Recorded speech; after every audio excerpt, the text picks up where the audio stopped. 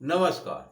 YouTube के अपने channel अंतर्दृष्टि में मैं अनिल गुप्ता आपका स्वागत करता हूँ। कहानी के इस एपिसोड में आज जो कहानी हमने ली है उसका शीर्षक है हीरे की अंगूठी। ये कहानी एक लालची व्यक्ति पर आधारित है जिसका नाम सुदर्शन है। सुदर्शन अपने गांव से दूर शहर में काम किया करते थे और घर लौटते लौटते 9-10 बजे रात हो जाती थी। एक दिन वह गांव से लौट ही रहे थे तो रास्ते में उसे एक कब्रिस्तान मिलता था। हर रोज तो आराम से आते थे, लेकिन उस दिन एक विशेष बात यह देखी कि कब्रिस्तान से कुछ रोशनी आ रही है। वो रोशनी काफी थी जो अपनी ओर आकर्षित कर रहा था उसको। उसने सोचा कि बहुत कीमती कोई वस्तु है, वहां चल करके देखना चाहिए। वो चला गया। वहां पहुंचने के बाद देखा कि एक कब्र के ऊपर हाथ निकला हुआ इस तरह से, और उस हाथ की अंगुली में एक हीरे की अंगूठी है। लालच बस उसने उसे उतारने की कोशिश की। जैसे ही उतारने लगा कि जोरदार तमाचा उसके गाल पर जाकर लगा। झन्ना गया एकदम, अकबका सा गया कि क्या हो गया। भागने लगा वो।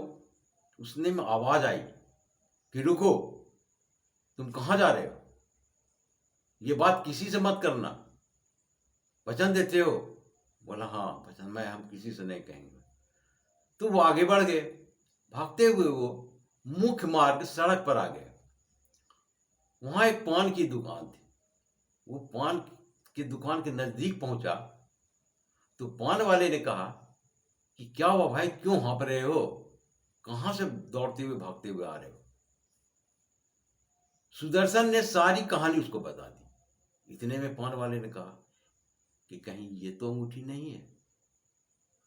वो देख करके चौंक गया, लगा एक तमाचा गाल के ऊपर, भागा वहां से।